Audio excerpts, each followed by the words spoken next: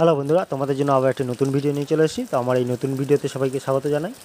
তো আবার একটি নতুন জব আপডেট নিয়ে চলে এসেছি। কেন্দ্র সরকারের অধীনে এক বিপুল শূন্য পদে কর্মী নিয়োগ করতে চলেছে।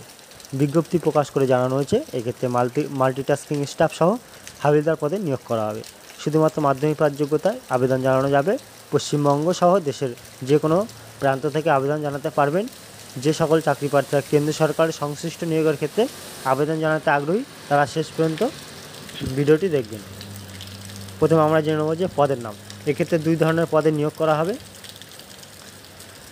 এক মাল্টিটাস্কিং স্টাফ MTS, দুই হচ্ছে হাবিলদার। মোট শূন্য পদ আছে প্রায় 10,000।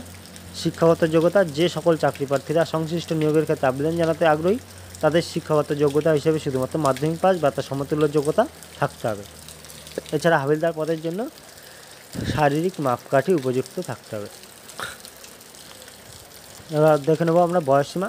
যে সকল চাকরি প্রার্থীরা সংশ্লিষ্ট নিয়োগের ক্ষেত্রে আবেদন করতে ইচ্ছুক তাদের বয়স থাকতে হবে ন্যূনতম 18 বছর এবং সর্বাধিক বয়স হতে হবে 40 বছরের মধ্যে। এছাড়া সংরক্ষিতদের জন্য সরকারি নিয়ম অনুযায়ী বয়সে ছাড় দেওয়া হবে। আবেদন পদ্ধতি কী থাকছে? যে সকল চাকরি প্রার্থীরা সংশ্লিষ্ট নিয়োগের ক্ষেত্রে আবেদন করতে ইচ্ছুক হবে তাদের অনলাইনের মাধ্যমে আবেদন করতে হবে। প্রথমে অফিসিয়াল নোটিফিকেশন ডাউনলোড করে নিতে হবে।